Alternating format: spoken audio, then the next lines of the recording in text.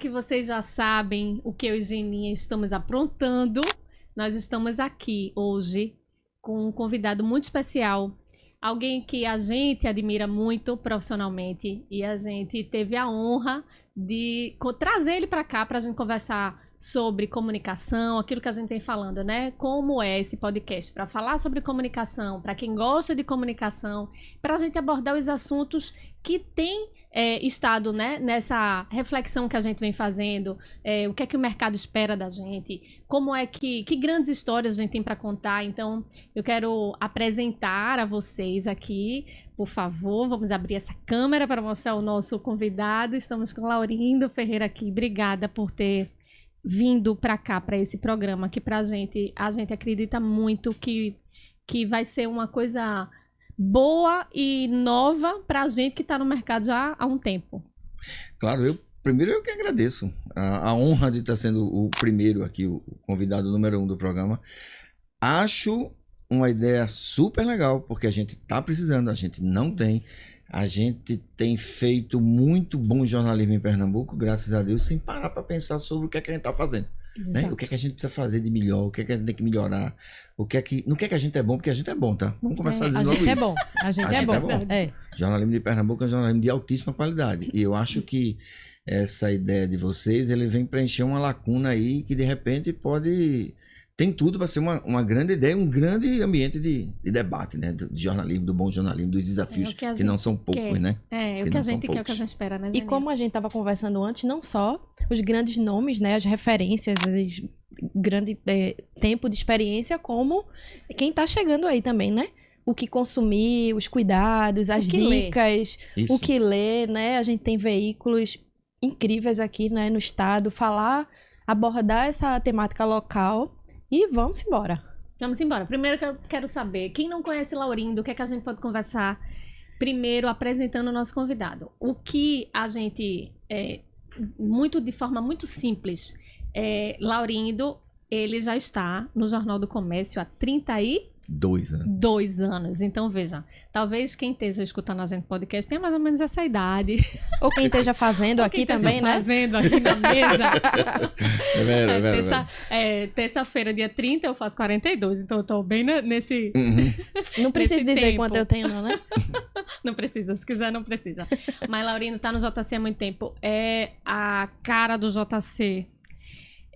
A gente, quando lembra e pensa no Jornal do Comércio, a gente não consegue desassociar de Laurindo, né? Mas, e é por isso que a gente também quer a oportunidade, quando a gente faz o convite do De Gaveta, né, Geninha? A gente diz que é a oportunidade também de mostrar quem é Laurindo, independente do cargo que ele ocupa, né? Porque às vezes se mistura, e como é muito tempo da sua vida, acaba se misturando. Verdade. Mas Laurindo tem passagem pela revista Veja, foi repórter, eu acho, de economia, né? Isso do Diário de Pernambuco. Exatamente. Que é meu amor, que foi né? minha casa há vários anos também. A nossa casa. A gente tem um carinho muito especial pelo Diário.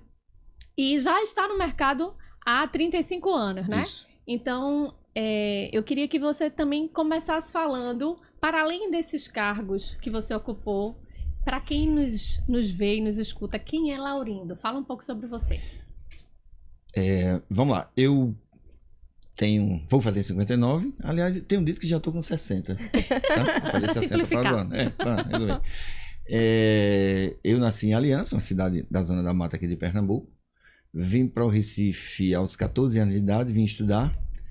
E não queria ser jornalista não, tá? Eu vim estudar... Só para constar, né? Exatamente. Eu vim estudar ciências sociais. Eu queria ser sociólogo, eu queria ser o sucessor de Gilberto Freire, somente. Olha isso. Era uma coisa básica, assim. Mas estudei ainda estudos sociais 1 ano e no ano seguinte eu fiz jornalismo na Católica. Entrei e me encontrei, cara. É ótimo ser jornalista, Eu tô vendo aqui que o coração dele tá acelerado. Tá, isso. Quando ele falou jornalismo, eu falei... Não, Viu, né? Quando passou de estudos sociais. É isso, eu acho que... quando eu passei em jornalismo, eu trabalhava numa empresa de exportação de açúcar e álcool. Aliás, a empresa era exatamente a usina... Era no escritório sede da usina em que eu morei na Zona da Mata, chamava Usina Aliança. Nossa, e eu trabalhava no escritório sede aqui. E quando eu fiz jornalismo, E surgiu o meu primeiro estágio, que foi no jornal Folha de Pernambuco, não na versão nessa Folha, mas na versão dos anos 90. E eu tive que escolher entre o estágio na Folha de Pernambuco e o estágio em jornalismo. Naquela época, o estágio na Folha de Pernambuco e o meu emprego lá na usina, que já significava uma queda vertiginosa na renda. Eu tive que pedir demissão da empresa que eu estava trabalhando. Olha aí. E para poder fazer jornalismo. Eu tive que negociar com meu irmão, Serafim, que você conhece. Sim. Serafim na época trabalhava, eu vou pedir demissão. O dinheiro que eu recebi das indenizações eu te entrego e tu termina de pagar minha faculdade, porque eu passei na Católica, eu tinha saído da Federal para Católica. Quem é mais velho dos dois? Serafim. É. E aí eu fiquei estudando, Serafim pagou até o final a universidade. E foi assim que eu entrei no curso e me envolvi nesse negócio e nunca mais saí dele. Estou aí há 35 anos. Que assim, de plena realização, sem dúvida nenhuma. Diz aí, Geninha. Eu acho que a minha história é um pouquinho parecida também, viu? Porque sempre ajudei em casa, tinha um emprego, né, fixo. E entrei no jornalismo, mas eu queria ser jornalista. Aí tá a diferença. Mas aí também tive que sair do emprego e procurei, inclusive... Mas acho que tem uma coisa a ver, porque meu sonho, na verdade, quando eu fazia sociologia, é estudar ciência política. Sim. Sabe? Já tinha uma veia ali, né? Pro jornalismo. E aí fui naquela faculdade que eu sabia que eu ia conseguir pagar ali só, né? Eu, como ajudava meus pais, eu dizia, vou ajudar aqui, mas eu vou ter que pagar aqui também, né? Aí saí desse trabalho, fui para esse estágio e tá aí uma coisa que eu acho super importante, porque tem gente que não quer abrir mão disso aí. Eu acho que um estágio, a partir do momento que você tá ali, acho que é quarto período, né? Quinto período, abrir mão mesmo, porque a experiência hoje, né, conta demais. De você chegar, de você passar por alguns ambientes antes de escolher realmente o que quer. E pra gente que tinha um emprego com salário que era, naquela época, bom pra ganhar os poucos de estágio, que é muito que pouco, pagava ali a faculdade e acabou, né? É. Mas acho que é uma escolha. Fazer escolhas, né? A vida é realmente isso, né? Interessante e bem importante. Com certeza. Fazer escolhas. Eu acho que a gente faz... Algumas a gente acerta, outras a gente não acerta. Graças a Deus eu fiz uma escolha, pra mim, me deu a felicidade de fazer o que eu quero. Eu fico muito impressionado e fico muito feliz. Fala pra gente, Laurindo, algo que te marcou, assim, na profissão, uma grande cobertura, um trabalho de destaque, algo que foi prazeroso de fazer e que você se orgulha, assim, desse tempo. 35 anos é coisa pra cacete, mas vamos lá. Pra falar de uma coisa que... Tem uma gaveta especial. Parece um chavão, mas uma coisa que me impactou muito, pessoalmente, foi a morte do governador Eduardo Campos. Nossa, foi muito difícil. Foi uma coisa tão... Porque não tá na agenda. O jornalismo, ele tem muito isso. Quando não tá na agenda, é que ele é forte, né? Não tava na agenda de ninguém. Isso era uma coisa completamente despropositada e que ninguém jamais imaginaria. Mas aquilo me afetou pessoalmente, porque quando eu vi a cobertura do jornal, aquilo foi uma loucura completa. Tentar organizar, porque é zero agenda, não havia nenhuma possibilidade daquilo acontecer na cabeça de ninguém. É isso. E você tem que para tudo, senta todo mundo, com muita Nada tranquilidade. preparado. Nada de gaveta. Nada, porque quem imaginaria que aquilo acontecia? Certeza. Mas isso é uma coisa que pessoalmente me tocou muito, porque teve a história dele com os filhos, e quando eu cheguei em casa, que eu olhei, na verdade foi uma grande reflexão que eu fiz, não para minha vida só profissional, mas na vida pessoal. Quando eu cheguei em casa, que vi meus filhos, eu disse, o cara saiu de casa, não voltou. Quando eu cheguei, eu chorei muito, tá? Quando eu cheguei em casa, não era um choro por Eduardo, nem não era uma coisa de envolvimento político, absolutamente não era uma coisa pessoal. Depois de um dia muito tenso, de um dia que a gente editou um jornal, uma edição especial enorme, o jornal era impresso naquela época, bastante cansado. Quando eu cheguei em casa... E que foram vários dias, né? Exatamente, exatamente. Né? Quando eu cheguei em casa, acho que a coisa pessoal que me tocou, quando eu olhei meus filhos, Deus, muito obrigado. Voltei para casa e meus filhos estão aqui. Isso. Porque foi exatamente o que ele não conseguiu fazer. E depois que você tem filho, né? Imagino. A vida muda muito. É verdade. A vida muda muito. Isso foi uma coisa que me marcou muito.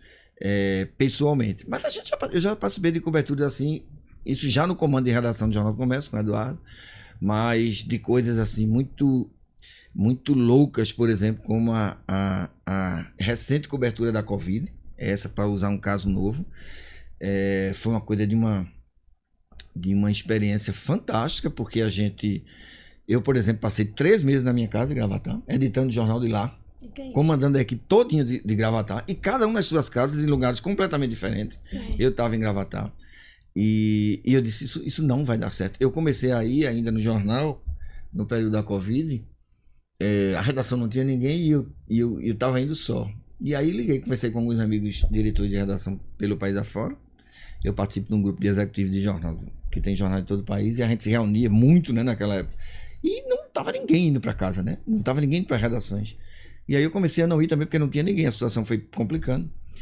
E eu disse isso, quando eu todo dia vi o jornal, gente, como é que a gente tem conseguido fazer isso, né? E a gente Quando isso ia passar? Que era a angústia. Isso, porque quando começou você não tinha ideia nem do que era, muito menos quando ia acabar, né? Então isso foi uma experiência profissional também bastante, digamos assim, não só traumática por tudo que ela envolvia emocionalmente. Veja, e às vezes, eu me lembro uma coisa que tocou demais a gente, colega da gente, por exemplo, a minha queridíssima repórter competente, maravilhosa, Cíntia Leite, que foi internada nesse período, né? Colunista de saúde e bem-estar, foi internada numa situação. E isso era um drama na redação toda, né? Nossa. Os amigos que a gente perdia, os parentes, eu perdi uma cunhada muito querida. Isso assim, você trabalhar nesse ambiente, trabalhar distante da redação, né? Distante do clima da redação, foi uma experiência realmente bastante traumática e muito enriquecedora do ponto de vista do que fazer, né? Não só na cobertura em si, mas como lidar, comandar uma equipe, não estando olhando para eles, enfim, não estando presente. Eu acho que foi um grande desafio. Sobre isso, não estava mais na redação, eu estava no período do Covid e eu fiquei inteiro em Pojuca, né? Eu fiquei 4 anos, 2019 até março de 2023. E pra mim foi uma experiência muito louca, porque enquanto todo mundo estava em casa, eu era a única assessora. Então, eu tinha que fazer o hospital de campanha que a prefeita estava fazendo. Porque as pessoas precisavam Elas saber, precisavam né? saber. Isso, eu formação. precisava ir nos locais onde o pessoal estava indo fazer. Eu botava aquela roupa de astronauta. Minha gente, é surreal. Porque assim, aí a história de não voltar para casa e de gostar do que faz. Se eu disser a você, eu tinha medo. Como eu acho que todo mundo estava com medo de pegar, né? Antes da vacina chegar. Sim. Mas eu tinha plena certeza, se eu morrer, vou estar morrendo fazendo o que eu amo na vida, que é jornalismo, e nesse momento assessoria de imprensa. Porque eu era a única, mostrava as praias, eu mandava para todas as TVs, eu fazia os vídeos e mandava para as TVs da praia. Imagina, Porto de Galinha sem nenhuma viva alma. E sabe onde eu tava na pandemia? Tendo meu segundo filho no hospital de campanha do Covid. Ai, Nossa senhora, que experiência. Não, aí já humilhou todas as nossas experiências. Já Esqueça. pensou? Fomos humilhados por essa experiência. E a gente procurando o hospital ali, esse que não tá, esse que não tá. E Terrível, aí, né? no dia que eu tive bebê, foi o dia que começou o hospital. Não, foi o dia que o hospital virou hospital de campanha. Nossa. Foi na Barro Lima. Tudo sendo muito feito. E a gente acompanhando como jornalista, tudo Isso. acontecendo com o carro, como é trocando pneu com o carro andando, Exatamente. né? Exatamente. Não dá tempo de parar e vamos programar como vamos fazer essa pauta. Exatamente. O primeiro foi na greve dos loucura. caminhoneiros. No dia da greve Sim, dos caminhoneiros. o teu menino foi o primeiro. E o segundo Nossa. no Covid. Zeninha tem 2. E é isso. E Enfim. quanto o trabalho, ele influencia, assim, o quanto a gente se aproxima daquela pauta, né? Muito. O quanto a gente vive, às vezes a gente quer se distanciar um pouco, não quer sentir muito, porque Não às dá. vezes é pesado, assim, mas é muito cabeça. Pra sem você dúvida, saber sem dividir ali até certo ponto, porque não tem como não se envolver, né? Não tem. Não tem como não se envolver. Não tem como. Não tem como você contar uma história e não ser tocado por ela de alguma Isso. maneira, né? E eu acho Difícil. que é uma das coisas que o jornalista hoje, ele é amante do jornalismo, né? São conhecer histórias, poder contar essas eu histórias. acho que a gente... Viver um pouco de cada... A gente tá aqui... A gente somos grandes contadores de história, contadores de né? A histórias. gente conta história, né? Eu acho que isso é que é... Faz conexões, né? Exatamente. E eu trabalhei muito tempo como repórter e muito tempo, agora evidentemente, em comando de redação, porque eu comecei como diretor de... Primeiro eu fui no jornal, passei um ano como repórter do Jornal do Comércio. Quando eu saí de Veja, fiz Folha, Diário de Pernambuco, Veja, da Veja fui para o Jornal do Comércio como repórter de cidade, depois assumi a chefia de reportagem de cidade, depois a chefia geral, secretaria de redação, como eu chamava, chefia geral de reportagem, depois diretoria adjunta e depois a direção de redação. Mas uma coisa, eu tinha um amigo queridíssimo, Fernando Menezes, que a gente chamava o Fernando na redação, grande figura. Figura, conheci. Grande figura. E ele dizia assim, você é muito novo para estar em cozinha de jornal, quando eu estava crescendo no jornal. Em cozinha de jornal. Ele dizia, não, você não pode estar em cozinha de jornal. E aí eu disse, Fernando, eu nunca me senti em cozinha de jornal. Eu me sinto dentro do jornal, até hoje eu me sinto dentro do jornal, dentro da redação, a sala da direção da redação.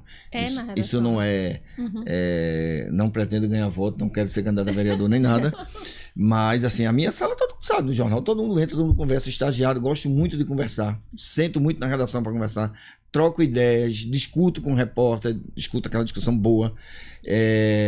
Eu me vejo, apesar de estar em posição de comando, eu não tenho nenhuma dúvida que a edição do Jornal do Comércio, cada matéria do Jornal do Comércio que vai na rua, ela tem o meu olhar. No mínimo, tem o meu olhar. Então, eu nunca me senti em cozinha. Isso me pergunta muito, mas você, o que você acha? Você podia estar fazendo matéria, repórter. Eu fiquei pouco tempo como repórter. Entendi. Fui muito rápido para a cozinha de jornal.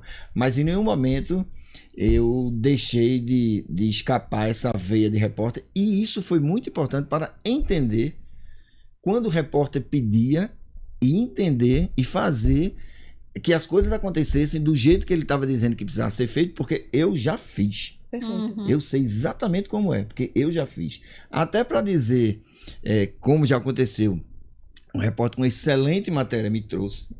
Sim. Uma excelente matéria me trouxe. Um repórter hoje bastante conceituado e é um grande repórter.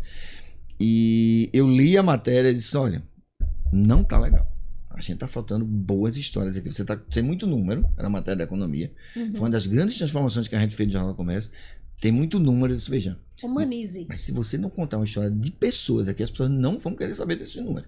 É maravilhoso. Tem número a todo canto. Agora, tem que ter pelo menos 3 ou 4 personagens, porque essa história é muito boa. E ele voltou pro lugar, para viagem, fez a matéria e trouxe uma matéria completa, como a gente queria. Então, assim, eu tenho graças a Deus, eu discuto feeling, né? discuto, não perco isso, não quero perder nunca, por isso que eu gosto de conversar, inclusive, com os estagiários. Eu já fiz muito isso no Jornal do Comércio, quando eu tinha mais tempo.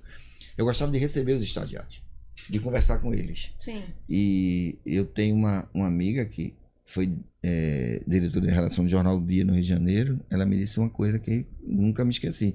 Ela disse, eu gosto muito de receber os estagiários para conversar com eles, para ver quem um dia vai estar sentado na cadeira que eu estou sentada hoje, porque são eles que vão sentar. Olha aí. Um dia eles vão sentar, né? E hoje eu tenho uma honra enorme de citar alguns nomes que estão no Jornal do Comércio ou no jornalismo, que foram selecionados por mim de frente, como Cíntia Leite, como Roberta Soares, como Eduardo Machado, que hoje está no Banco do Nordeste, foi secretário de imprensa de Paulo Câmara, Ciara Carvalho, que é uma grande repórter. Então, assim, tem uma lista aqui enorme que eu tenho um orgulho danado de ter participado. Do processo, né? Fabiana Moraes, Nossa. fortíssima, né? Hoje uma grande professora de escritora, recebi um livro novo dela, tá lindo o livro que ela mandou essa semana. Enfim, eu tenho um orgulho danado de olhar para pessoas assim. Eu dei uma pequena colaboraçãozinha para essas figuras serem o que elas são hoje. Isso é um orgulho danado. E o que é que te encanta mais na nossa área de jornalismo? Eu acho que o que me encanta mais é o imponderável. Hoje é um dia clássico. Sim.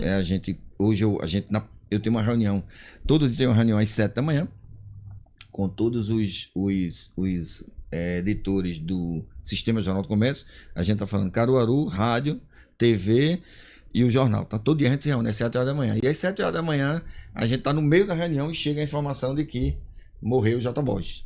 Nossa. E, veja, por mais doloroso, o mês passado eu estive lá, comprei uma peça dele linda, fiquei bem emocionado quando a gente soube da história e tal. Mas assim, cara, vamos pra guerra, vamos fazer, vamos prestar uma grande homenagem a essa figura extraordinária. E aí muda a pauta toda. O que me encanta, principalmente no jornalismo, é virar a pauta. Entendi. Eu acho do cacete. E que não é fácil. Não, e quando a gente... E é bem legal, amanhece tudo, parece que tá tudo certinho, acontece... E vira tudo, esquece tudo, muda tudo, faz tudo.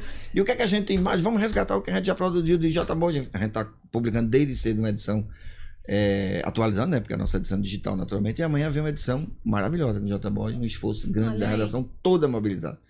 Ah, mas hoje a gente tava com a esqueça. Hoje liga para o prefeito de Bezerra, conversa com o secretário de Cultura, vê o governo o que é que vai fazer, acompanha, vamos botar gente para acompanhar amanhã. Então, enfim, e o que mais me encanta e me move é o imponderável. Às vezes o imponderável é muito triste, Isso. no caso de Eduardo. Às vezes o imponderável é aquele que você está em casa achando que está tudo tranquilo numa noite de sábado, e aí o presidente Donald Trump leva um tiro, Isso. né? É isso. E aí, por exemplo, nesse dia eu nem tava de plantão. Mas assim, quando eu soube, aí vai todo mundo, né? As pessoas começam a ligar, a gente tá precisando de gente aí, vamos embora, vamos trabalhar. Enfim, eu acho que o que me encanta é isso. Eu acho que essa profissão realmente é um... É um encanto É, pra é um gente, encanto, não né? é? É um encanto, eu acho. Eu acho. A gente que é Diz aí. jornalista fala assim, né? É. Do Não é? jornalismo vai crescendo, vai brilhando, crescendo, né? vai brilhando. Exatamente. E é sobre os desafios hoje que a gente enfrenta, assim, acho que hoje alguns diferentes dos de antes, mas sempre Muito, tem, né? eu acho que sim. Eu acho que A sim. cada época, eu acho que É, temos mudam É. os desafios. E vocês estão aqui falando, e quem está nos ouvindo agora, vocês estão conversando com um jornalista do tempo da máquina de escrever. A máquina de escrever é uma coisa que eu tive que apresentar a meus filhos, porque eles não sabiam o que era, né? O que é isso? É uma máquina de escrever. Diga aí, que coisa, que mudança, Eu né? comecei, a gente escrevia na máquina de escrever, escrevia com papel carbono, gente. Não sei se vocês, que todo mundo está me ouvindo, sabe do que eu estou falando. Papel carbono. A gente escrevia, botava no papelzinho, botava um carbono, porque ele quando a tecla batia aqui, repetia lá. Papel carbono é isso, tá? Para quem não conhece. E imagina, o que mudou de lá para cá? Uma coisa simples, por exemplo, eu saía, quando eu trabalhava ainda na empresa, no escritório, eu saía de lá para ir para a hemeroteca. Tem isso ainda? Acho que nem existe mais, né? Hemeroteca. Não, Hemeroteca, vamos fazer uma legenda. Sim. Hemeroteca era um ambiente que a gente tinha lá na universidade, onde recebiam todos os jornais e a gente ia para lá ler os jornais. Os jornais do dia eu ainda lia. Os jornais de Pernambuco eu ainda lia. Mesmo não na empresa, eles assinavam e eu lia. Mas Folha de São Paulo, Estado de São Paulo, o Globo, a gente só lia quando chegava na hemeroteca, né? E aí... Por causa das assinaturas, né? Sim, porque as era assinaturas assinatura eram muito fortes. forte e assim, eram caras, a gente estudante não tinha Sim. dinheiro. E eram os grandes jornais que você olhava e disse, cara... Esses eu não vou conseguir ler em casa, inclusive, né? Tem que ir eu lá nunca, pra... Pois é, na revista Veja, inclusive, que eu trabalhei quase 2 anos como repórter na revista Veja também. E eu tô fazendo essa coisa para dar um corte. Isto é anos 80. Corta para 2023, que eu estou em Gravatar, na minha casa em Gravatar. Chega a notícia de que Trump levou um tiro. Isso muda completamente a campanha dos Estados Unidos. 24, né? É 24, esse 24, ano, claro, 24. esse ano, desculpa, 24. E aí, eu quero só fazer uma diferença assim, quando eu tô lendo e que ninguém sabia de nada do que tinha acontecido, eu só sabia que ele tinha saído vivo, porque ele saiu fazendo Sim. aquele gestual, mas a gente não sabia o que estava acontecendo. E aí, o que é que eu faço? Simultaneamente, eu começo a ler os jornais americanos. Sim. Eu veja o que é a diferença brutal. O que é que eu faço? Eu faço uma assinatura diária do Washington Post, Certo. que ele vai me dar o que é que eu tô fechando o jornal, Pega a eu não dica. sei o que é que tá Pega a acontecendo. dica, né? Exatamente. Aí eu fiz uma assinatura diária do Washington Post para poder acessar o Washington Post e saber o que é. Ele estava em Washington, talvez ele soubesse mais do que a gente aqui, porque a gente tinha muita informação desencontrada Sim. antes das imagens chegarem. E aí, veja, o Washington Post, no tempo que eu estava na universidade, o New York Times, no jornal americano, ele demorava uns 3 ou 4 dias para chegar aqui. Ele só chegava impresso. É. A Folha de São Paulo e o Estadão chegava à noite, e o Globo, né? No final da tarde, chegava no aeroporto. Então hoje é muito desafio, evidentemente, nesse mundo digital. O Jornal do Comércio já deixou de ser impresso. A gente faz entregas, por exemplo, estou falando da cobertura do JBoss. A cobertura do JBoss começou hoje às 7 da manhã. Ela não foi feita para o dia seguinte. No dia seguinte, a gente tá, nesse momento, a gente está no fechamento de outro produto, outra embalagem que vai entregar no dia seguinte. Mas a cobertura do Jornal do Comércio, do repórter do Jornal do Comércio, começou às 7 horas da manhã. No período do jornal impresso, isso a gente começava a produzir Para entregar no dia seguinte. Isso. A gente hoje entrega no dia seguinte, sim, mas a gente tem que entregar agora, porque as pessoas querem saber agora. Isso é uma transformação que desafia muito. Desafiou muito e desafia muito nós jornalistas, né? Eu acho que de todas essas transformações digitais no negócio, no mundo, eu acho que uma das profissões com certeza mais afetadas foi a profissão de jornalista. O imediatismo, a veracidade, Exatamente. todo um e conjunto aí de surge coisas. uma leva de problemas também, né? Uma leva de problemas, que é as famosas fake news, enfim. Aí o mundo vira um pouco de ponta cabeça e a gente eu já participei de muita conversa disso. Não, eu me lembro quando começou esse negócio, o mundo vai se acabar porque as fake news e tal. Eu disse, eu acho... Tá aqui uma das perguntas para fazer para você sobre Eu isso acho também. que a gente nunca teve tanta importância. É isso. A gente nunca teve tanta importância. Se tem fake news, e se isso é grave, portanto, torna-se ainda mais importante o jornalismo que checa, que investiga, que pergunta, que Pra gente que faz e que pra quem oferece, consome, né? principalmente para quem consome, oferecer esse leque de possibilidades de análise, né? Porque os análises e quebrar essa coisa do que de um lado só, né? A gente não é bom jornalismo um lado só, nunca foi e nunca será, né? Então eu acho que a gente tem desafios, mas eu acho que tem gente até que acha que não, mas eu sinceramente acredito muito nisso. Que eu acho que a gente nunca teve tão desafiado a ter relevância como a gente tem que ter hoje. Eu acho que o mundo precisa disso, as democracias precisam disso, porque isso vai nos reposiciona, né? E nos dá relevância. Eu acho que esse é um dos grandes desafios. Concordo, Enfrenta acho eles. isso também.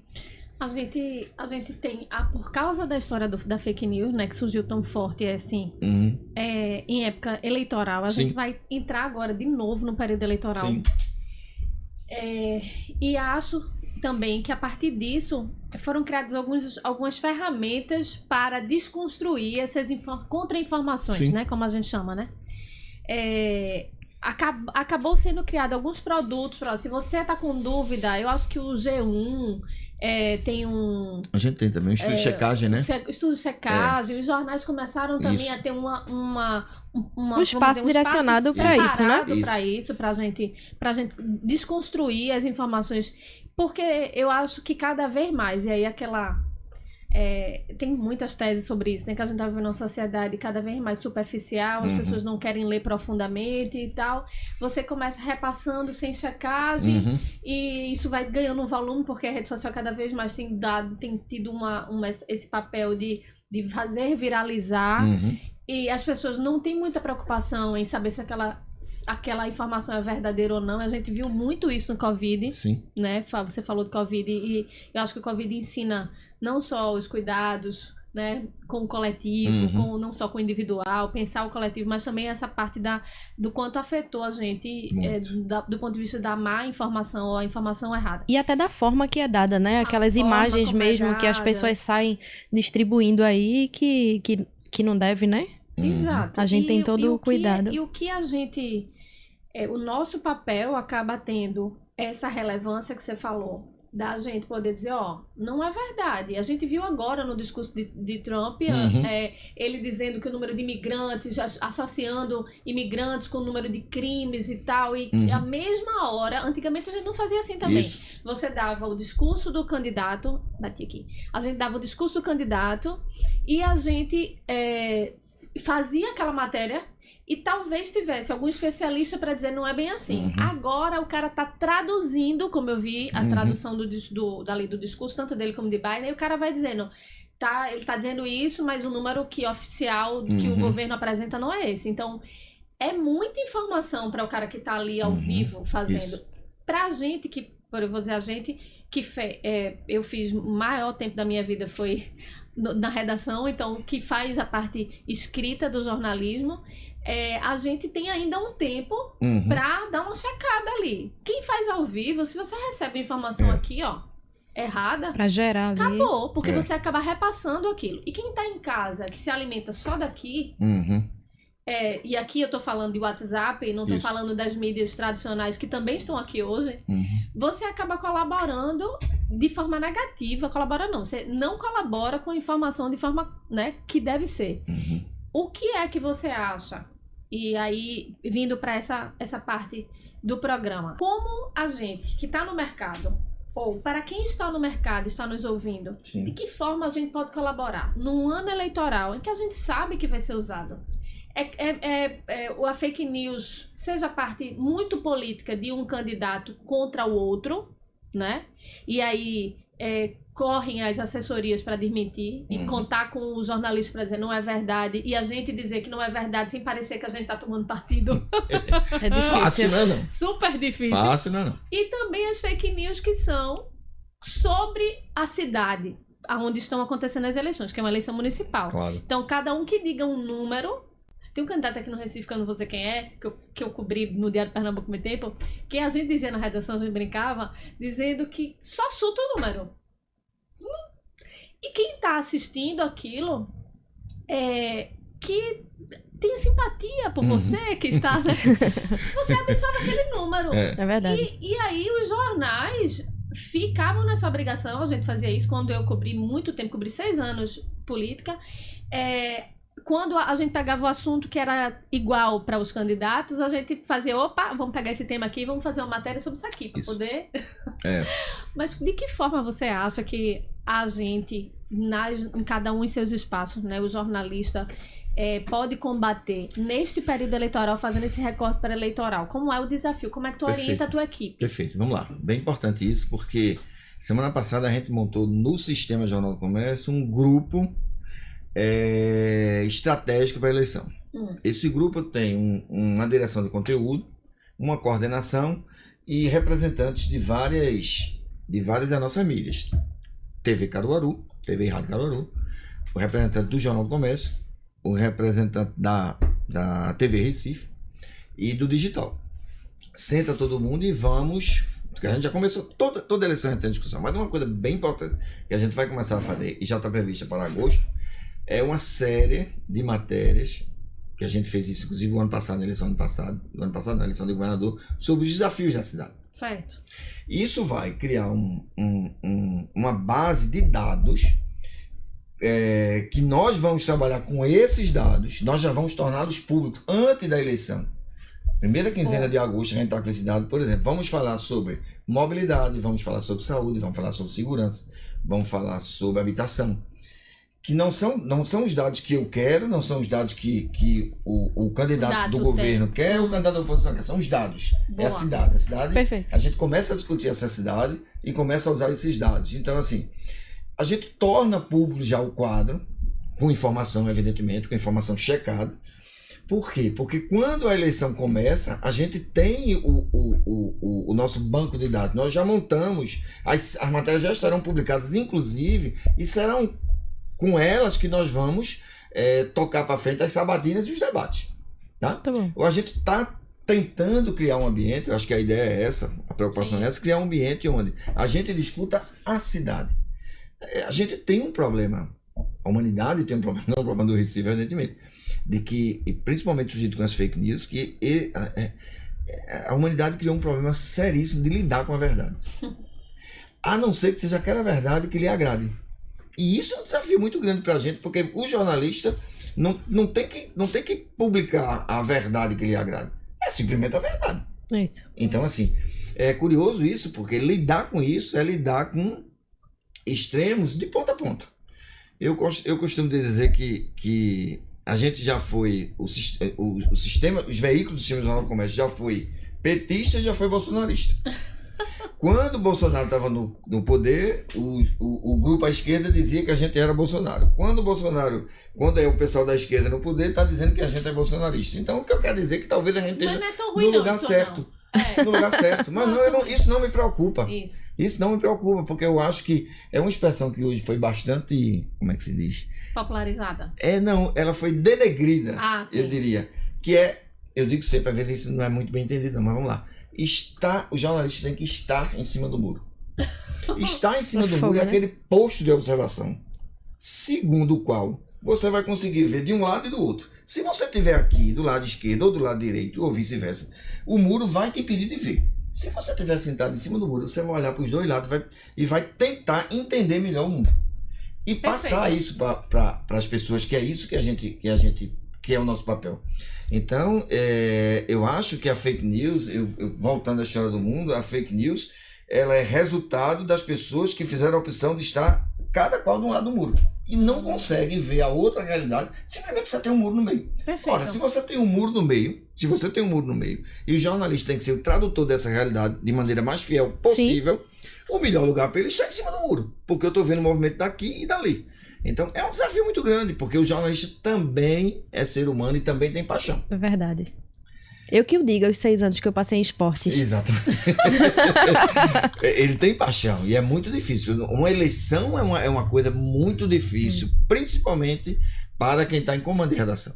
Muito difícil, porque ela é uma coisa muito apaixonante. A gente gosta demais de política, né? Jornalista discute política, mas o que a gente sempre tenta, eu pelo menos, e graças a Deus eu tenho uma equipe muito profissional. Nós temos, no Jornal do Comércio, uma equipe muito profissional que enfim, é uma guerra contra as suas próprias paixões, né? Contra as suas próprias convicções. Porque, no final das contas, a gente tem que quem ganha, você tem que lidar com essa situação, seja ele quem for. Se lhe agrada ou se não lhe agrada, né? Mas é um desafio grande. Se eu tivesse que dizer alguma coisa sobre isso, eu acho que o grande momento do bom jornalismo é estar em cima do muro. Sim. Eu acho que as pessoas estão entendendo o que eu estou dizendo. Sim. Adorei. E o grande problema da fake news é exatamente o muro. Esse muro que separa amigos, famílias, casais, enfim. O que a gente sabe, essa tragédia que a gente enfrenta. E que se agrava toda eleição, né? E para as nossas redações, quem passa por redação tem aquele borogodó, né? Isso. Não adianta dizer não, que não tem não. Tem os diferenciais, né? A gente tava conversando um dia desse de lá atrás, como é que a gente saía. Às vezes eu ia cobrir surf e eu viajava para Maracaípe, Porto ali, era com a mochila para fazer conteúdo para internet, isso. Texto para o jornal impresso, um takezinho ali para televisão. E hoje em dia as coisas estão um pouco mais divididas, né? Mas a gente tem essa leva de saber fazer um pouquinho, eu acho, de cada coisa. Eu acho isso uma coisa bem, bem massa, assim, de quem carregou essa mochila lá atrás, né? Isso, exatamente. Eu acho que, veja, eu não sobreviverá, na minha avaliação, na profissão. Você imagine se eu tivesse aqui com apego à máquina de escrever. Onde é que eu estaria trabalhando hoje? Me dá uma dica aí, onde é que tem uma máquina de escrever para eu poder fazer jornalismo? Museu. O jornalismo da máquina de escrever era um jornalismo de altíssima qualidade também.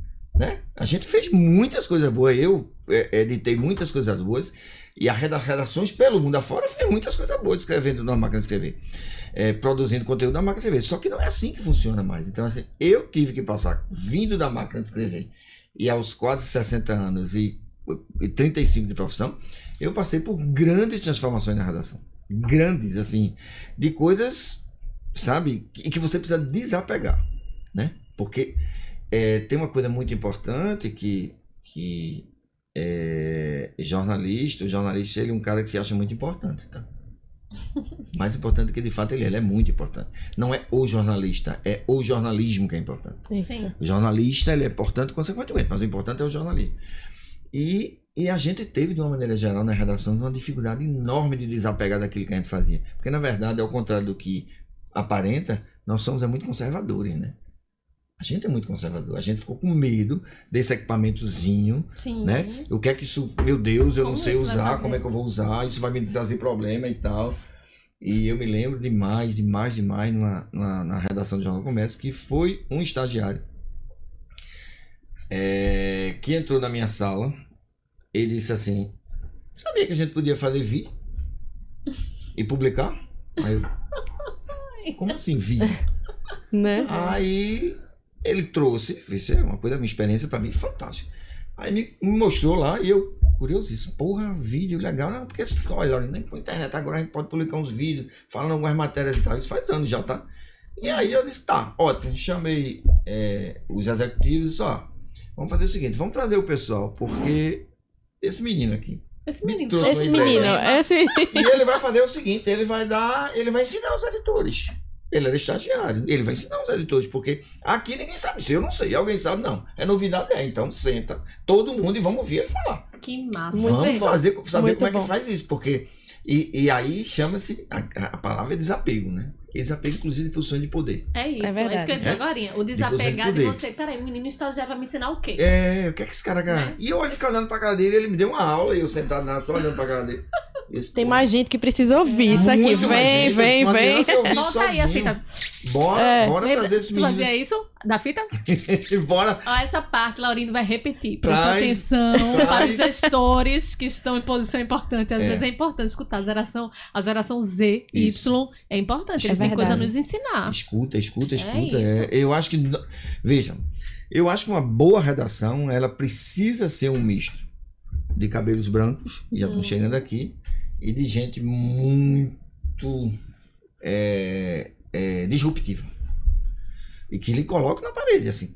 Eu tive grandes repórteres, tenho ainda grandes repórteres que me colocam na parede. Discutem, não concordam, concorda. Graças a Deus, os meus executivos, hoje eu trabalho diretamente com o Rafael Cavalheira, que é um cara que também me coloca as coisas, questiona as coisas que eu digo, questiona as coisas que eu faço, e a gente discute, às vezes a gente discute e a gente sempre acha uma saída. Uma troca, né? assim. Os nossos repórteres também, eu acho que a gente precisa construir essa simbiose na redação, onde cabelo branco não é tudo, mas ter 18 anos e ser moderninho também não é tudo. Uhum. Né? Eu acho ter que um a gente tem que equilíbrio, né? Tem que ter um sentar equilíbrio. e é trocar. isso. Isso não é difícil, não. Basta todo mundo estar muito disponível para dizer assim: querido, do jeito que você escreveu aqui, vai dar muita audiência, mas tá errado.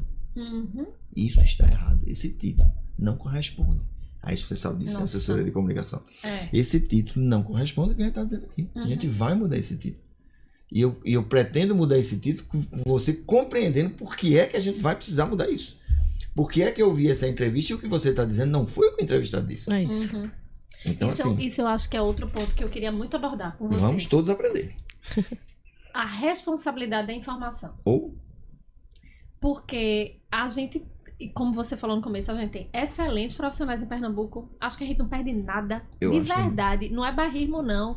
Você que tem o pool aí de diretores, de redação, Uhum. você sabe o quanto Sim, a sim, gente faz um trabalho bom, né? e quanto a gente tem de jornalistas pernambucanos espalhados pelo mundo. E quanto a gente tem pernambucanos falados pelo mundo. Isso é muito importante de dizer, Exatamente. inclusive.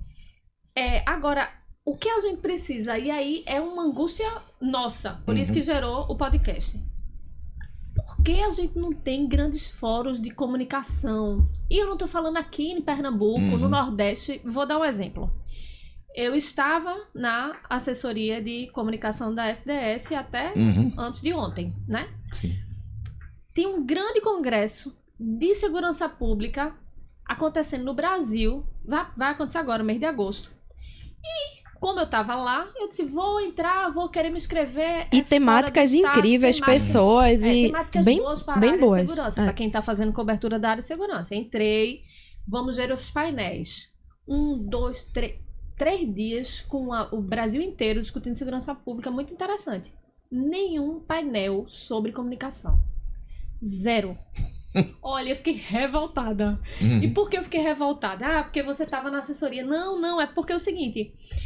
Quem está na assessoria entende que você pode ir... Dei palestra, você sabe disso, Geninha. Dei palestra em vários momentos na SDS para grupos de tanto de delegados como de coronéis, tanto da Polícia Civil como da Polícia Militar, quanto para o pool da gente, que é enorme, redação da Polícia Civil, da Polícia Militar, de Bombeiro, Defesa Civil, Polícia Científica, é enorme o grupo da gente lá, né?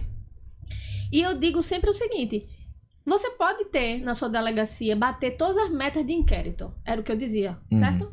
Você pode cumprir todas as metas do Juntos pela Segurança, do seu batalhão, mas se você não tiver a pessoa que comunique isso, ninguém vai saber. Então, para mim, como jornalista, agora independente de onde estou, é inadmissível a gente ter um congresso sobre qualquer tipo de assunto. É verdade. E essa é a minha reivindicação. Sobre qualquer tipo de assunto, eu falando de segurança porque era o que eu tava vivendo, mas Evidente. qualquer assunto, sem ter um painel sobre comunicação. Porque, veja, Faz parte hoje, tanto quanto, né? a dificuldade que a gente tem, às vezes, de entender por que o jornalista não pode ir para a cena do crime. Isso não é discutido. O cara não faz na maldade. O cara tá ali para cobrir, porque ele é ávido da informação, ele quer trazer aquilo para a redação e a gente da assessoria entende. Mas isso não é discutido. Às vezes tem um deslizamento e quanto mais chega perto, mais ele vai entregar o material e tá se colocando ali em situação de risco, né? Tem muitos casos que a gente vê que isso não é discutido. E aí, assim, o que a gente quer também com isso? A gente quer começar a alertar e promover e tentar pensar junto com quem vai vir pra cá pra conversar, da gente fazer esse fórum, sim, de comunicação, a gente voltar a pensar sobre isso. Eu participei na época que eu fiz católica, você também terminou católica, não foi? Sim, sim. Geninha também? Joaquim Geninha fez Nabuco. Joaquim Nabuco. Mas eu me lembro que o Jornal do Comércio fez um congresso, um fórum, não me lembro qual foi o nome que deram, se era fórum de comunicação, que foi uma coisa geral, não tinha uma coisa muito ampla, não era um tema específico, mas era sensacional. Aí, Essa roda o de sindicato, discussão, né? antigamente, de jornalista, começou a fazer alguma coisa nesse sentido, mas também pela dificuldade que o próprio sindicato enfrenta, isso também deu uma esfriada. A gente não tem muita gente conversando sobre comunicação, promovendo esse debate. Acho que a gente precisa estimular isso para poder a gente ter de novo, sabe? É verdade. Bom, já estamos conversando alguma coisa por aqui. Que cresça. Deixa eu anotar. Que cresça. Mas eu acho que é isso. Eu acho que a gente tem que... foi como eu falei logo no começo, a gente precisa pensar um pouco sobre o que a gente faz. Eu acho que isso é uma oportunidade bem legal que a gente está tendo aqui, que vocês estão nos dando em Pernambuco, mas pode ser... fazendo uma sugestão para vocês, a gente pode fazer, fico aqui à disposição para fazer contatos com pessoas de fora do estado, para que vocês conversem também, online, né? Conversar online. Boa. Você pode conversar, por exemplo, a gente pode conversar, sei lá, com o pessoal do Rio Grande do Sul, que eu conheço, como é que foi essa cobertura. Isso é uma coisa bem legal. Que você me mostrou, eu tenho bons amigos do Rio Grande do Sul que eu conversava com eles sobre essa cobertura e que a gente trocava ideias e tal. Porque eu acho que tem que ter uma experiência também, né? De fora, para que as pessoas entendam como é essa experiência que estão longe da gente. E não tão longe porque eles são muito comuns, né? Jornalismo é tudo muito parecido, as condições são muito parecidas. A forma de encarar e o nível de discussão, por exemplo, que eu tenho no meu grupo de executivos da Associação Nacional de Jornal, que a gente chama grupo de editores, ela é muito... Quando eu levanto um tema no meu grupo, a gente tem um grupo de WhatsApp, estava falando com eles até quase nesse instante, quando eles levantam um tema, ele é um tema muito igual para todo mundo. De como lida com isso, é um tema muito igual para todo mundo. Então, assim... e a gente tem uma presença muito, muito forte no grupo. Os jornais do Nordeste, de uma maneira geral. Os jornais do Nordeste têm uma participação muito grande nesse debate. Vamos fazer um podcast com os diretores das redações aí, Laurindo. Não, tranquilo, mas, gente, por favor. Por favor, a gente pode fazer isso. Vocês fiquem à disposição, precisar de algum tema. Você volta nesse dia para fazer com a gente, certo? Legal, a gente precisa ver, e a gente precisa ver é engraçado. A gente tava falando isso. Eu tava há uns 2 anos, não, um pouquinho antes da pandemia, fui na redação do Estadão, porque a gente tinha essas reuniões presenciais. A cada 2 meses, esse grupo se reunia, e já teve uma reunião, inclusive, aqui no Recife. A reunião do Recife, inclusive, aconteceu no dia do aniversário dos 105 anos do jornal, naquele evento que a gente fez, e vieram todos os diretores de redação da Folha, do Estadão, do Globo, então fizeram uma reunião aqui com a gente. E a gente viajava, Porto Alegre, Curitiba, Fortaleza, São Paulo, Rio, enfim. E eu estava na redação do Estadão, passei assim, todo mundo, chefe, Laurindo, 2 pessoas assim, eu já nem me lembrava deles. Já pensou? E aí, pernambucaníssimos, né? Ex-Diário de Pernambuco, ex-Jornal do Comércio, assim. A gente tem uma qualidade de jornal, de fazer jornal e de jornalismo muito boa. Pernambuco realmente é um lugar onde se faz bom jornalismo. Então, estamos nesse time. Vamos conversar mais sobre isso. Bora, então. vamos conversar, com certeza. Diz aí, Geninha, tuas ainda temos suas? Temos. Também, muitas ainda. Vamos fazer o que dá umas 8 ainda? Umas 15 ainda. E depois de toda essa trajetória que a gente vem aí, de relembrando os tempos, eu até lembrei do nosso querido Zadok. Grande figura. Grande figura. Eu me lembro, eu acho que todas as pessoas que estavam naquela redação naquele dia lembram de quando a redação foi mudada ali. Tu lembra? Vamos contar isso. Quem foi? Contem. Foram reformular a redação, mudar as mesas, os Sim, computadores. E aí, quando a gente chega na redação, tá lá Zadok. Ai, Aperreado, meu Deus, olha minha filha, levaram meu computador daqui pra aqui. E agora eu vou perder minhas coisas. E como é que eu vou fazer? Meus arquivos, minhas matérias. E a redação toda ali se compadecendo com o Zadok, explicando a ele. Ele guardava. Eu trabalhei com ele. Quando eu trabalhei no diário, eu trabalhava em economia, ele trabalhava em Ele política. escrevia e ele colocava na home. Sim. Na área de trabalho ali, na área né? de trabalho. Do O computador. que aconteceu que quando o cara mudou o computador dele. Sim. Mas quando ele entrasse, obviamente, vamos dizer, a matrícula, ia configuração voltar, vinha ia mesmo. estar lá. Só que ele entrou quando deixaram ligado, sem ser na matrícula dele. Cadê os meus arquivos? Você não tem noção do desespero. Do desespero. da pessoa. Ficou aperreado. Grande Foi. Foi. A gente tentava explicar a ele que em qualquer lugar que o computador tivesse, ia estar o arquivo dele e tal. E ele Mas não entendia, pode. Tiraram o meu daqui, desligaram da. A história de ser jurássico no tempo, né? É. Porque Paulo Goethe era um dos diretores Sim, da trabalhei com redação Paulo também. e ele fazia muito uso de Zadok para fazer as matérias de histórica do Uhum. jornal. É e memória, ele tinha né? muita memória. Ele tinha muita, então acabava fazendo uns quiz que o diário fazia. Ele se sentia extremamente utilizado, né? Bem usado. E ele né? Gente sentava que no meio de domava. todo mundo, ia lá em esportes. Me lembro que só, minha filha, isso aqui, me ensina isso aqui, me ensina Ele isso dizia a aqui. mim, você faz matérias exegéticas. É de Gênesis. Você começa um negócio de Gênesis, você detalha. Ah, ele fazia pra mim. Grande figura. Temos muito bons colegas, né? Uhum. Pra lembrar, Fernando, você falou. Pois é, era Fernando, outro eu lembro incrível. de um hoje, que é eu digo sempre que ele é um foca que vai fazer 70 anos, eu vou fazer 69, ele vai fazer 70, que é Fernando Castilho. Castilho, eu ia dizer agora, hein? Castilho. Castilho é um mestre na redação. E é uma figura extraordinária porque Castilho, 10 anos a mais que eu, ele pegou muito mais transformação. E tem uma história espetacular que eu acho em Castilho, que chegou um determinado momento, que ele é um grande conhecedor da economia do Nordeste e da economia de Pernambuco, uma referência para toda a redação, para mim, rendo aqui todos os meus As honrarias. as honrarias ao mestre Castilho. E Castilho fez uma coisa, quando o negócio começou a complicar, e ele me contou isso e diz sempre isso, ele voltou para a universidade. Já pensou? E foi estudar rede social. Foi Olha estudar aí. o WhatsApp. É. A tese dele, do mestrado na Universidade Católica, é sobre o WhatsApp. Sobre o WhatsApp e o WhatsApp no jornalismo. E a experiência do Jornal do Comércio. Excelente. Então, isso é espetacular. Isso é espetacular. Isso Que e ele humildade, né? Ah, Que humildade. Não, e porque ele é um cara que... não precisa. Onde você botar, ele vai. Ele vai pra rádio, ele vai pra televisão, ele tá em Participei videocast, de ele debate com tá ele em... na rádio, Ele é muito vai bom. em tudo, ele vai tudo. Então, ele é um cara que tá... Ele não vai, pra mim, ele é um grande exemplo pra todas as gerações de jornalismo, porque ele não vai envelhecer nunca. Castilho, até hora mesmo, antes de vir pra cá, ele tava num fôlego contando a coluna que ele vai publicar já, numa animação que parecia que ia chegar na redação, faria 2 meses. Olha, não É uma- perdeu o brilho. né? Não, de jeito nenhum. Isso É é uma figura massa que eu demais. também acho que vocês deviam trazer aqui pra conversar. Com Seguramente certeza. Muito trarão, bom. porque tem muito o que contar. E é um apaixonado por jornalismo. Assim, e é daquele de final de semana não para. Tá lendo alguma coisa, manda pra mim.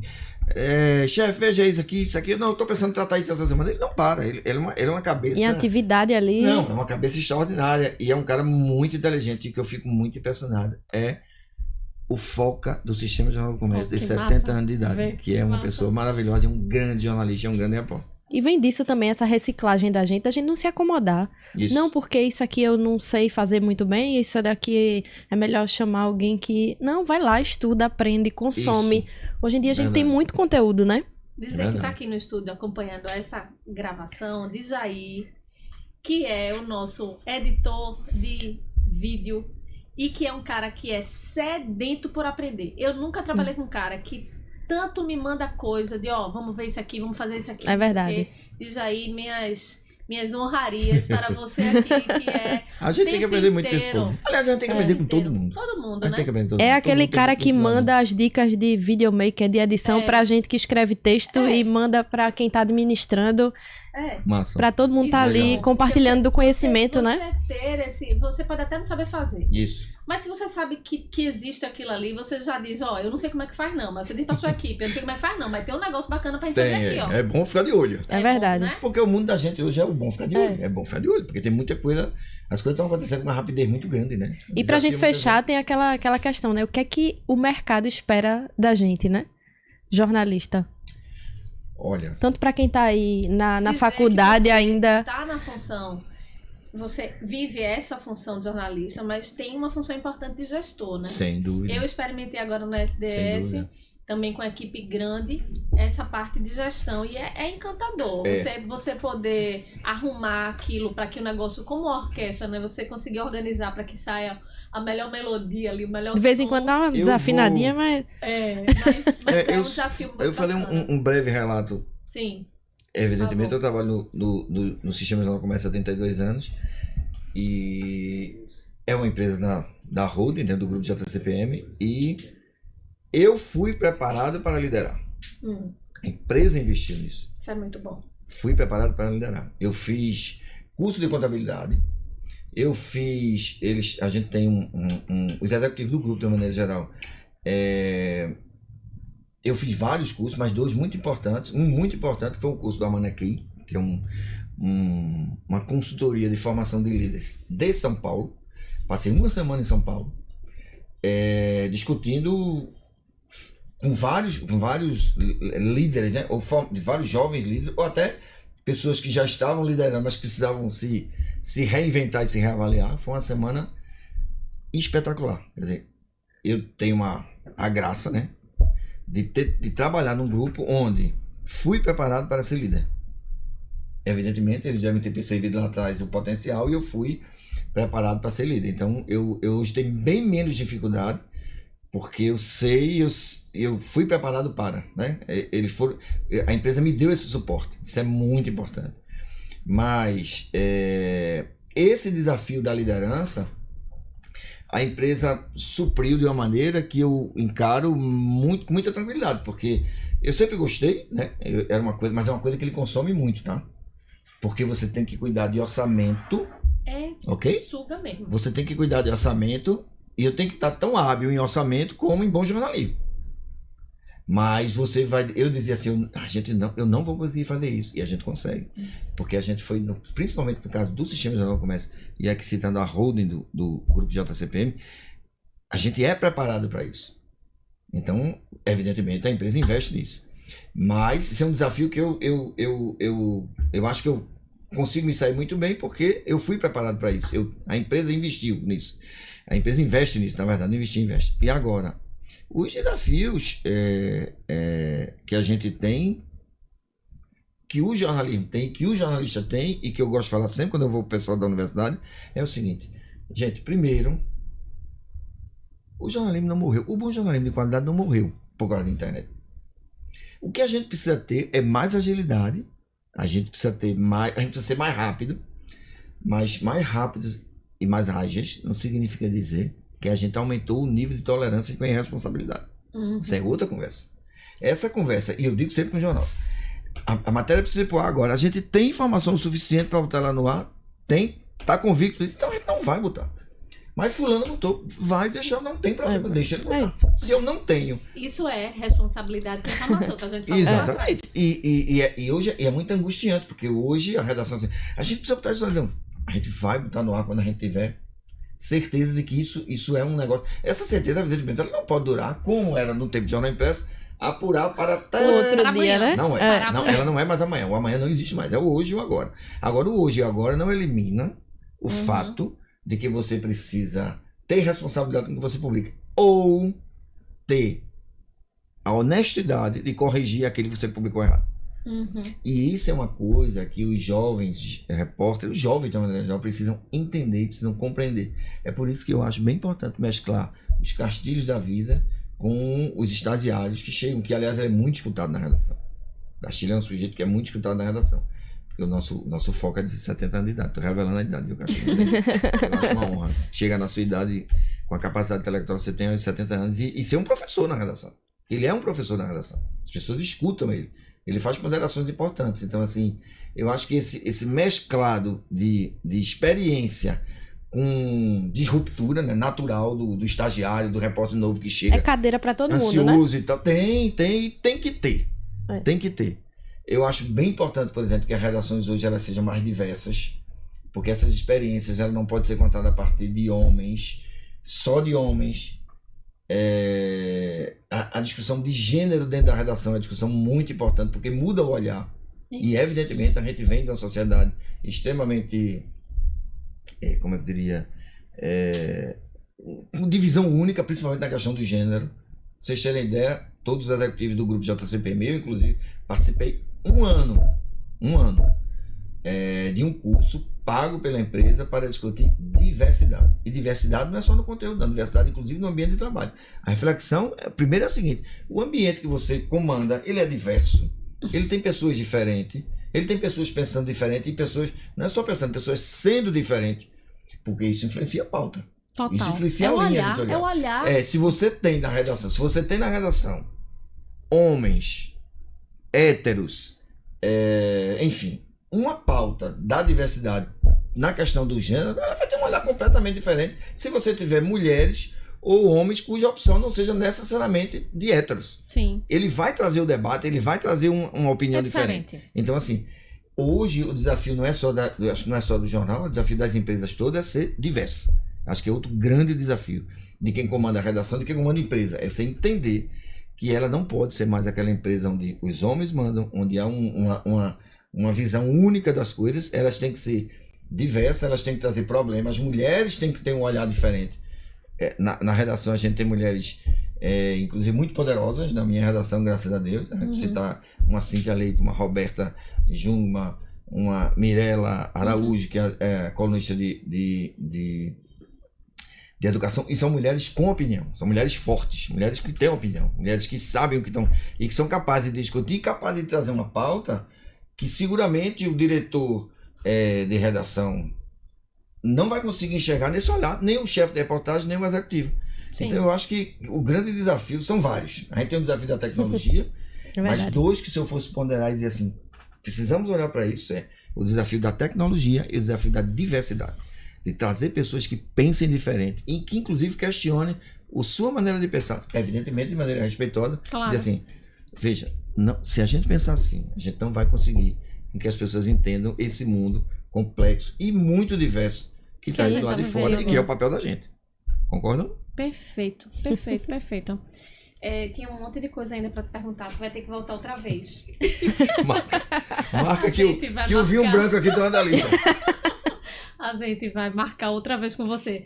E vamos aceitar a sugestão de pauta, porque eu acho que é importante também a gente falar sobre essa visão também do jornalista fora de Pernambuco, né? Que é bom a gente fazer essa troca. Eu acho que vai ser uma coisa bacana pra gente pensar depois. De mim, digam que a gente mexe. E a gente... Porque a sua gaveta é grande demais. Então não coube todas as perguntinhas que eu tinha aqui para você. Por isso que tem 3 aí. Por isso que tem 3, Eu tô 3.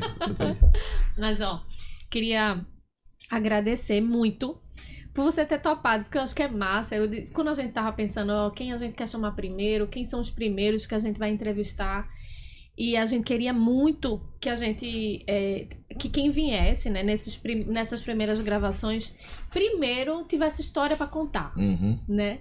Tivesse tempo de estrada, porque não menosprezando quem tá começando, mas eu acho que a gente, para o que a gente quer, que é começar dando dica, refletindo sobre algumas coisas, precisa ter uma largura aí um pouquinho, né?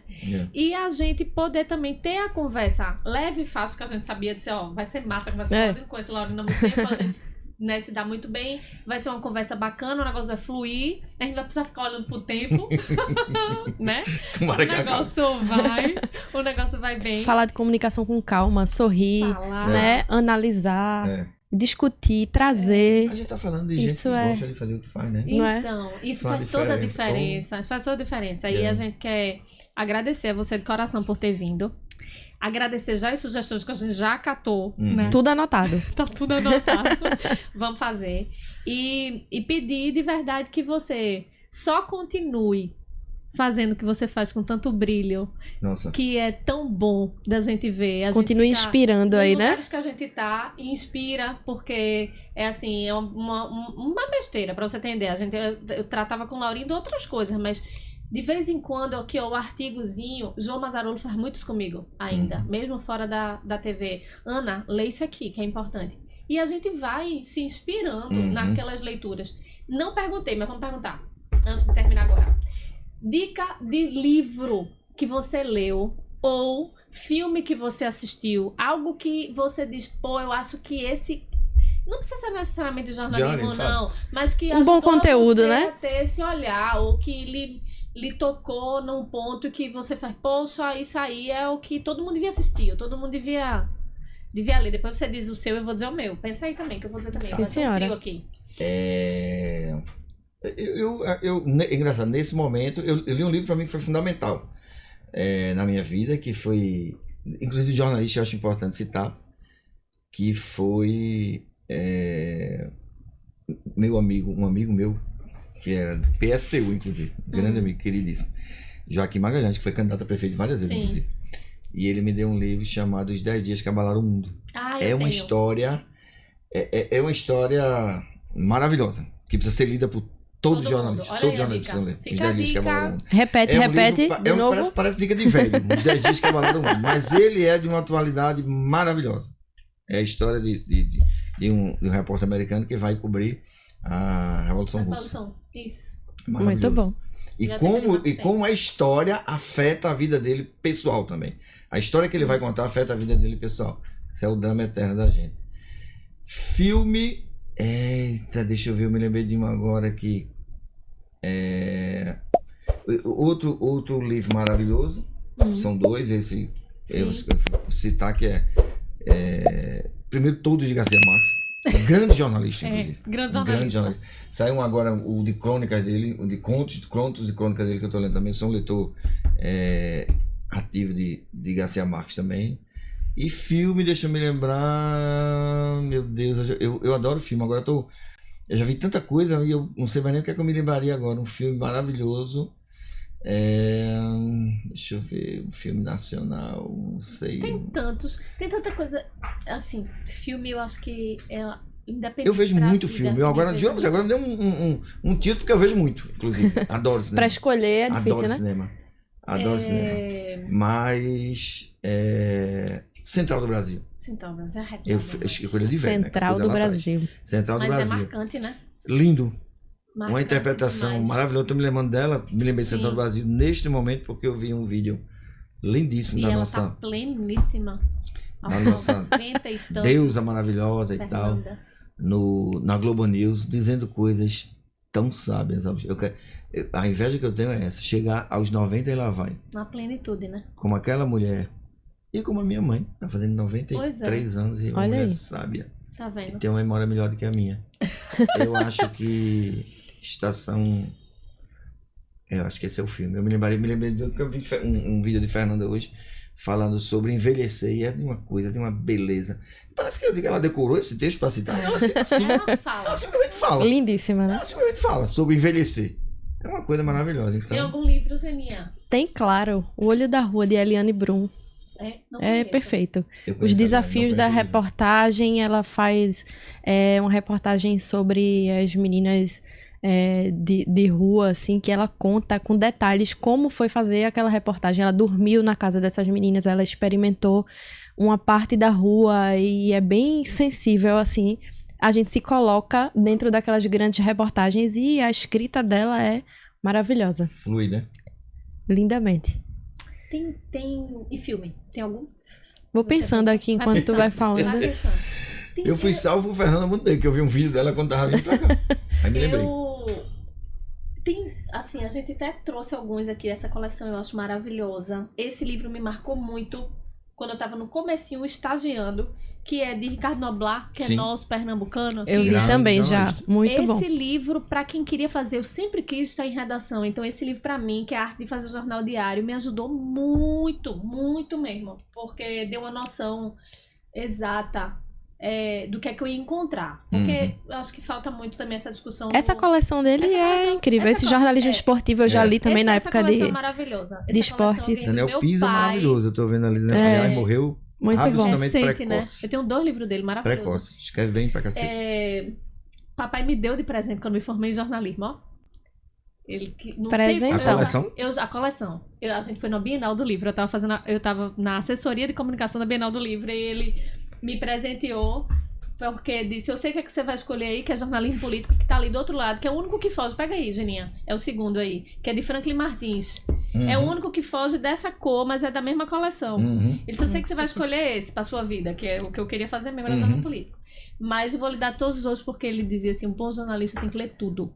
Tem que ler tudo. Aí me deu tudo. Mas deixa eu dizer, esse aqui foi muito importante. Mas tem um que eu acho que pra vida, se eu pudesse, eu dava pra todo mundo esse livro. Que é A Parte Que Falta. Tu já lesse esse livro? Não. Meu Deus do céu. Ó, Laurindo. E danada é que sempre falta uma parte, viu? Então. Falando da parte que falta. Esse livro, A Parte Que Falta, pesquisa depois. Eu vou pesquisar com certeza. Ele foi feito quando este autor, se eu não me engano, é americano. Ele estava se alfabetizando.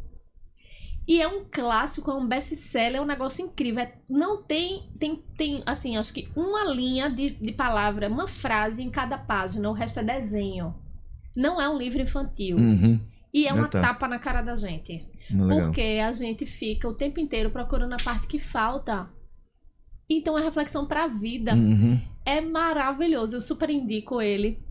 Porque eu acho que existe muita gente insatisfeita em diversas áreas. A gente tá falando muito isso sobre satisfação de fazer o que gosta, né?